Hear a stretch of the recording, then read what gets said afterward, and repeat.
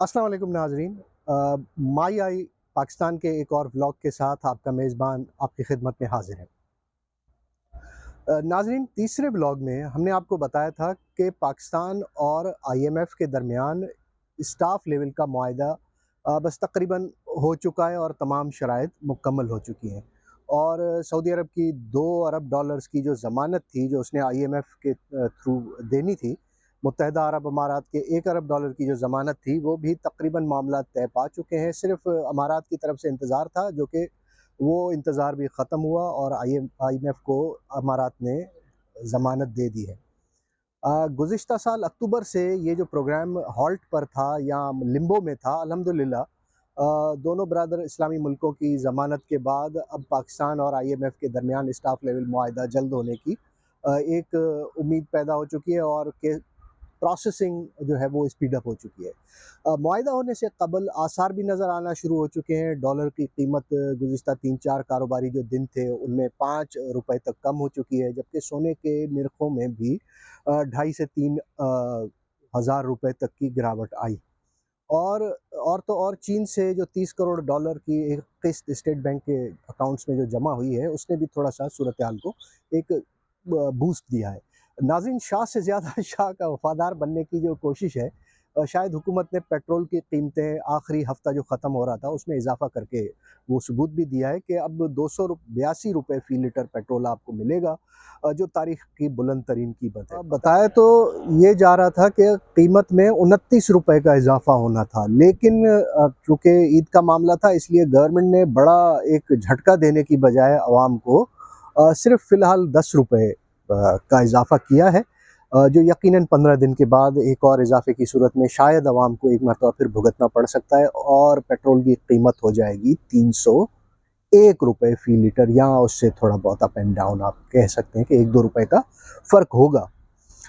लेकिन इस तमाम तर सूरत हाल में देखें तो हुकूमत अवाम पर कितना बोझ डालेगी? आमदनी है नहीं और ख़र्चा बढ़ता जा रहा है। सो इम्कान है कि जब आइंदा 15 रोज़ में जब कीमत दोबारा बढ़ेगी, तो अवाम को एक मरतबा फिर मसाइल का सामना करना पड़ता है।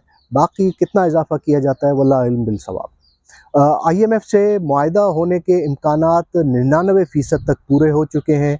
लेकिन सवाल ये पैदा होता है कि ये ढाई 3 अरब डॉलर मुल्क की मईशत को कितना सहारा दे पाएँगे? क्योंकि पाकिस्तान गुज़िश्ता 70 सालों से सिर्फ़ कर्ज़े की बुनियाद पर अपनी इकनॉमी चलाता आया है और हर आने वाली हुकूमत ये ख़्वाब दिखाती रही है कि पाकिस्तान खुशहाल होगा, तरक्की करेगा, लेकिन हमारे जो फ़ॉरेन एक्सचेंज के ज़खायर हैं, वो 20 अरब या 25 अरब से ज़्यादा कभी गए ही नहीं हैं। मुल्क से बाकी जो हुक्मरान हैं, वो हर ख्वाब दिखा के, सब्ज़ बाग दिखा के, बाय बाय टाटा करके फ़रार हो जाते हैं, करप्शन के इल्ज़ामात लगते हैं और फिर मामला वहीं का वहीं रहता है। कोरोना से पहले तक हमारी मईशत जो कुछ बेहतर कारकर्दगी और केपीआईज़ की परफॉर्मेंस इंडिकेटर्स शो कर रही थी, वो 2020 की दूसरी सहमाई थी, उसमें मसनूई अंदाज़ों से जिस तरह ऊपर गई, वैसे ही गुब्बारे में जिस तरह से हवा निकल जाती है, वो वैसे ही नोज़ डाइव करती हुई ज़मीन तक आई। कोरोना से पहले पाकिस्तान की बरामदात तेज़ी से ऊपर गईं, लेकिन दूसरी सहमाई में भारत और बांग्लादेश आगे निकल गए। अब भारत का 1 रुपया तकरीबन 4 रुपए के पाकिस्तानी रुपयों में मिलता है, जबकि बांग्लादेश से खार निकालने के लिए जो टके-टके का मोहताज बनाने के जो मुहावरे बनाए गए थे, वो भी उल्टे पड़ चुके हैं अब, क्योंकि 1 टका भी पाकिस्तान के ढाई रुपयों में मिलता है। सच ये है कि वक़्त बदलते देर नहीं लगती। तो नाज़रीन, अब आपको अब ये बताते हैं कि मुल्क की मईशत की वजह से मुल्क की मईशत में इस कदर ज़वाल हो चुका है कि मेड इन पाकिस्तान बनाकर जो घरेलू बरक़ी अशिया पाकिस्तानी मार्केट्स में फ़रोख्त हो रही हैं, उनका भी काल पड़ चुका है। दुकानों पर एसी, फ्रिज और दीगर होम एप्लायंसेस दस्तयाब नहीं है और कराची की सदर मार्केट के दुकानदार परेशान हैं, क्योंकि उनकी दुकानों से अक्सर ख़रीदार अपनी मनपसंद अशिया ख़रीदे बग़ैर वापस जा रहे हैं। हालात की नज़ाकत का अंदाज़ा इस बात से लगाया जा सकता है कि होम एप्लायंसेस जैसा कि fridge, freezer, AC, microwave oven, washing machines वगैरह की सप्लाई भी बंद हो चुकी है। तो दूसरी तरफ गंदम, चीनी और डॉलर्स की तरह दुकानदारों ने ये अप्लायंसेस भी शॉर्ट कर दिए हैं और उन्हें महंगे मनमाने दामों पर फ़रोख्त किया जा रहा है। मार्केट सर्वे से मालूम होता है कि होम अप्लायंसेस की कीमतों में सिर्फ 4 से 5 महीनों के दौरान 40 से 70% तक इजाफ़ा हो चुका है और ये इजाफ़ा मज़ीद जारी है। इस हवाले से हायर कंपनी है, उनके चीफ एग्जीक्यूटिव हैं जावेद आफरीदी ने ट्विटर पर रिसेंटली अपना एक बयान शेयर किया है। उसमें वो कहते हैं कि दरामदी पाबंदियों और माशी अदम इस्तेहकाम की वजह से तलब और रसद के दरमियान तवाज़ुन ख़तरे में आ चुका है। जावेद आफरीदी की बात अपनी जगह, लेकिन मार्केट में इन होम अप्लायंसेस की अदम दस्तयाबी सार्फिन को परेशानी में मुब्तला कर रही है। इस तमाम हालात के बावजूद अगर एक सिचुएशन देखें तो कराची इलेक्ट्रॉनिक डीलर्स एसोसिएशन के सदर रिजवान इरफान कहते हैं कि इस वक्त होम अप्लायंसेस की फ़रोख्त में 30% तक गिरावट आ चुकी है, जिसकी वजह एक तो ये है कि अशिया की सप्लाई बंद है, तो दूसरी तरफ इनकी कीमतों में भी इजाफ़ा होता जा रहा है। तो ऐसी सूरत में जब मेड इन पाकिस्तान कहकर जो अप्लायंसेस पाकिस्तान में फ़रोख्त किए जा रहे हैं, उन पर दरामदी पाबंदियों से उनका क्या ताल्लुक़ है? नाज़रीन, इस सवाल का जवाब ये है कि जिन अशिया पर मेड इन पाकिस्तान का टैग लगा होता है या उनके ऊपर मेड इन पाकिस्तान लिखा होता है, वो 100% मेड इन पाकिस्तान होती ही नहीं है। इनका सिर्फ 5 से 20% तक हिस्सा ही पाकिस्तान में तैयार किया जाता है, मैन्युफैक्चर किया जाता है, जबकि बाकी हिस्सा इंपोर्ट किया जाता है। मार्केट्स में इन अशिया की अदम दस्तयाबी की एक वजह यही है कि चूँकि इन अशिया की तैयारी के लिए ज़्यादातर मवाद इंपोर्ट किया जाता है, लिहाजा इंपोर्ट पाबंदियों की वजह से इन अशिया की मुल्क में दस्तयाबी मसला हुई है। मईशत के मुख्तलिफ शोबों में रिसर्च का काम करने वाली एक एजेंसी है, पाकिस्तान क्रेडिट रेटिंग एजेंसी, जिसे पाकरा भी कहते हैं। उसने अपनी रिसेंटली रिपोर्ट बताई है जिसमें कहा गया है कि चीज़ों की लोकलाइजेशन बहुत कम है। मुल्क में सिर्फ 25% तक पार्ट्स तैयार किए जाते हैं, बाकी खाम माल बाहर से मंगाया जाता है। पाकरा ये कहती है कि पाकिस्तान में फ़्रिज की लोकलाइजेशन सिर्फ 20% है।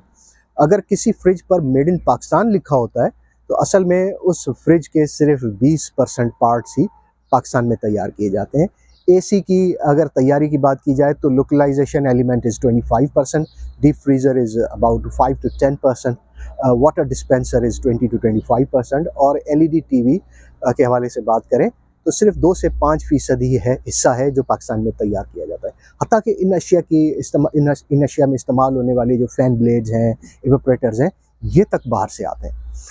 एसी और फ्रिज जैसे अप्लायंसेस में अहम पुर्जा बेसिकली कंप्रेसर होता है, ये भी पाकिस्तान में तैयार नहीं होता और इसे इंपोर्ट किया जाता है। स्टेट बैंक की जानिब से अगर दरामदी एलसीज़ नहीं खोली जाएँगी, तो यकीनी तौर पर अप्लायंसेस का 80% हिस्सा जो मुल्क में असेंबल होता है, वो नहीं होगा।